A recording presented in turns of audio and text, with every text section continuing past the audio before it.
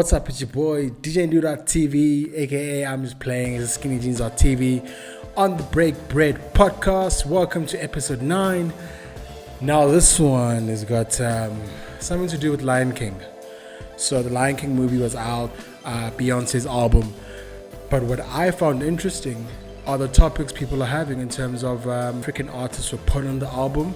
And I think that was smart from the Beyonce camp because Lion King comes from Africa.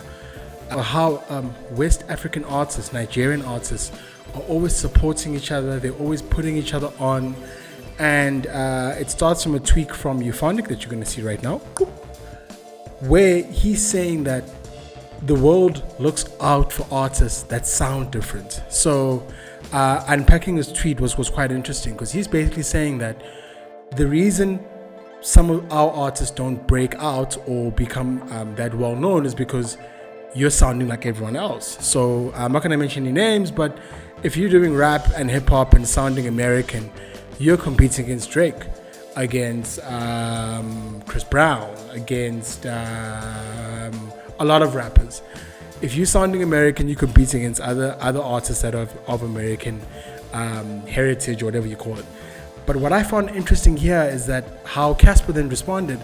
And he didn't respond, but he was kind of always stirring this debate on that people aren't putting or playing the music. And I mean, with the Lion King, with that being said, basically it taught us a few things. I think the euphonic Casper conversation for me inspired this podcast because, I think these days authenticity is very important. How you're sounding is very important because you carry yourself with a brand and an image. So the 5 things that artists from Nigeria are doing well is that they're collaborating with each other. They're able to actually impress global crowds. I mean, if you look at Burna Boy from Jimmy Fallon to Coachella, he's really doing it big and he's always taking a sound to the rest of the world. The other thing as well is that these guys don't shy away from using their mother tongue in how they rap and their dialect. And I think things that we often ignore is that we think culture's always got to do about the westernized view of the world.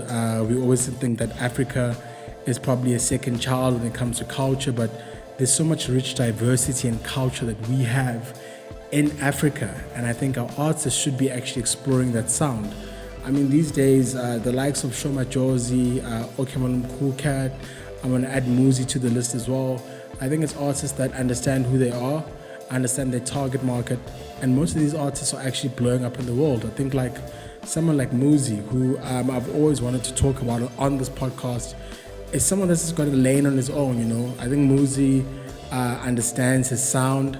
I think his EP that he dropped was dope, from the collaboration that he had to the sound of the EP.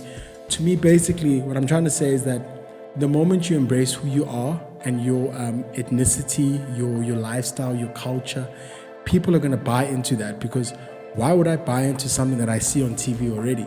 Like, why would I buy into something that I know is often told to me in blogs, in music videos? You're always going to just replicate that same kind of stuff. So I guess what I'm trying to say again is that Euphonic was right. Euphonic was right in the sense that what you package and what you sell to the world, you have to be different. And difference is what's making a key in the music charts these days. I think if you look at who's number 1, top 10 in music, you're going to see some African artists there. You're going to see some guys that are making strides. You're going to see lanes starting to open up. And believe you me, the world is looking at Africa. The world is wanting to see what that African sound is. I mean, someone like a Beyonce, that whole album, Gift, was just Afro beats galore. Now, you may think that she actually appropriated, but what she did is go, what's the sound? And let me latch onto that and let me bring the people that will best represent that sound. So you let me know what you think. The conversation between Casper and Euphonic, it's interesting, man. I always like it when I actually look at tweets because it was a story, It's kind of like the time Casper said that Euphonic once told me that rap won't make money. I want to prove him wrong. Now, Casper, are you going to prove him wrong here? You're going to prove him wrong that you can sound who you really are, which I think Casper always talks about.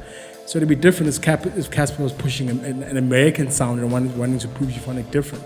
But I think Casper's always proved that the originality of his music and who we are as a people gets sold into the world. So you let me know what you think.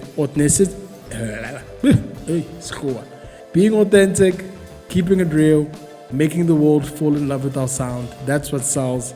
And stop jacking culture that's not yours. It's your boy, episode 9, Break Bread Podcast, Skinny Jeans TV, and we out.